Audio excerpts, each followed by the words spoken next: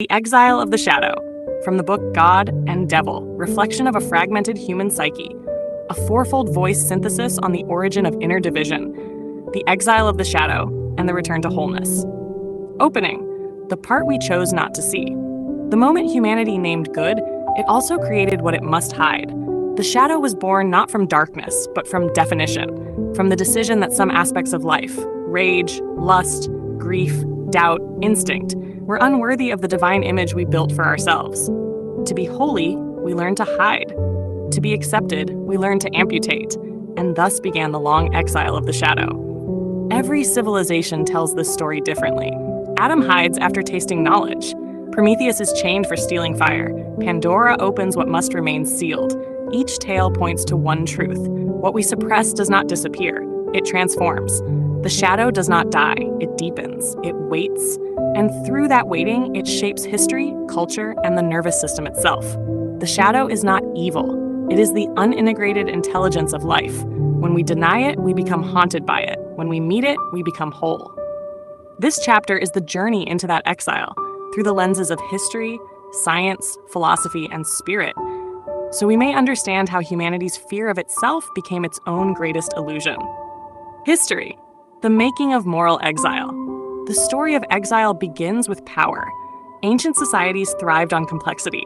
Early mythologies made space for the full human spectrum. The Babylonian Ishtar, the Greek Dionysus, the African Ogun, all divine figures who embodied both creation and destruction.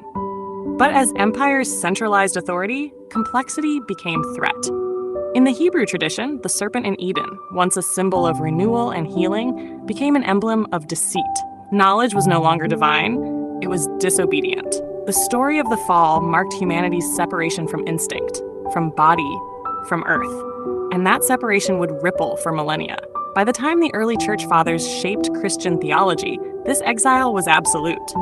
Augustine of Hippo, writing in Confessions, bishop and theologian, 4th century, named human desire itself as fallen. The body was a battlefield, the mind a courtroom, the soul a prisoner. This idea of original sin reframed existence. What was once natural became suspect, and what was once holy became hierarchical.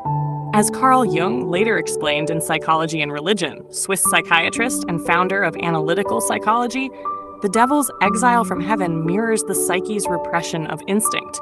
Civilization's moral codes became the architecture of denial. We did not conquer the shadow, we institutionalized it. Even the Enlightenment, which claimed to liberate reason, exiled what it could not measure: emotion, intuition, the irrational. Michel Foucault, in Madness and Civilization, French philosopher and historian of ideas, shows how the age of reason confined the mad, those whose realities disrupted order. Thus, moral exile evolved into social exile. What society could not integrate, it locked away.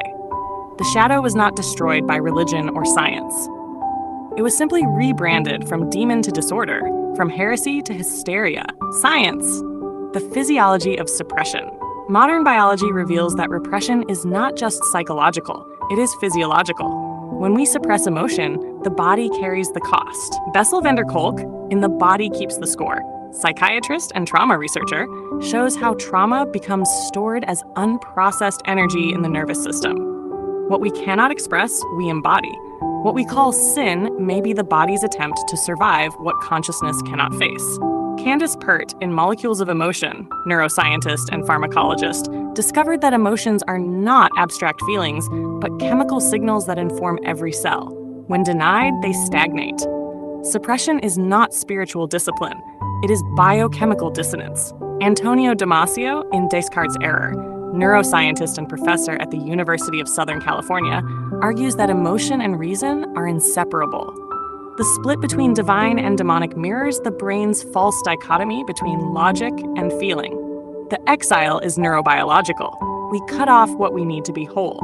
Neuroscience affirms what mystics always knew. To reject the shadow is to injure the system. Shame activates the same neural circuits as physical pain. Judgment floods the bloodstream with cortisol and adrenaline. When religion teaches us to fear our instincts, it does not make us pure. It makes us sick. The shadow, biologically, is not evil. It is an adaptive response misinterpreted by the conscious mind. It is the wisdom of survival waiting for safe return. Cash philosophy, the ethics of integration. Philosophy asks not how we suppress, but why we believe we must. Friedrich Nietzsche, in The Gay Science, German philosopher and cultural critic, foresaw that moral binaries would eventually collapse. "I am afraid we are not rid of God because we still have faith in grammar," he wrote, meaning the very structure of our language still enforces separation. To name something good is to exile its counterpart. In Being and Nothingness, Jean-Paul Sartre, French existentialist philosopher, explored self-deception, how we create bad faith by denying the aspects of our freedom we fear. Exile is not punishment from outside. It is self-imposed blindness. Simone Weil, in Gravity and Grace, French mystic and philosopher, offered another kind of reconciliation.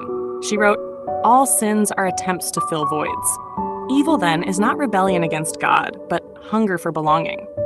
Integration becomes the only true morality. Carl Jung again anchors this philosophy. One does not become enlightened by imagining figures of light, but by making the darkness conscious. The shadow's return is not the end of morality, it is its maturation. Ethics without integration is theater. Wholeness without shadow is illusion. The question then becomes, can civilization survive the loss of its devils? Can a collective identity built on opposition evolve toward inclusion? Philosophy whispers, it must or perish in projection. Spirit, the homecoming of the exiled spirit, does not judge exile, it invites its return. Across mystical traditions, we find the same code. In Christian Gnosticism, the Sophia descends into darkness, fragmented by her own longing to know God, and through her remembrance, creation is healed. In Hindu Tantra, the goddess Kali devours and liberates. She is destruction as purification. In Sufism, Rumi writes, "The wound is the place where the light enters you." Every tradition remembers, shadow is not punishment, it is passage. Modern mystics like Thomas More, in Care of the Soul, psychotherapist and spiritual writer, affirm that wholeness requires intimacy with sorrow and anger. The divine cannot heal what it will not touch. The exile ends when the sacred reclaims the human. When we kneel not before perfection, but before the wholeness that includes imperfection. When the devil is seen not as rebellion, but as reminder that even the outcast belongs to the infinite. Spirit speaks through integration, not purity. It whispers, nothing is outside God. Even your rage is holy. Even your fear is divine energy, misunderstood. And when we understand this, guilt dissolves into gratitude. The exile ends not in punishment, but in peace. Conclusion, the return from banishment. The shadow never left us. We left it, and now we are remembering. History reveals how we projected it into myth. Science shows how we buried it in the body. Philosophy unveils how we rationalized its absence, and spirit invites its return. The devil was never a villain. He was the divine we refused to face. The exile was never a punishment. It was a pilgrimage back to our own wholeness. When we stop fighting our darkness, we stop making war on the world. What we reclaim within, we heal without. The shadow's return is the soul's resurrection, awakening questions. 1, what parts of me have I sent into exile because of fear or shame?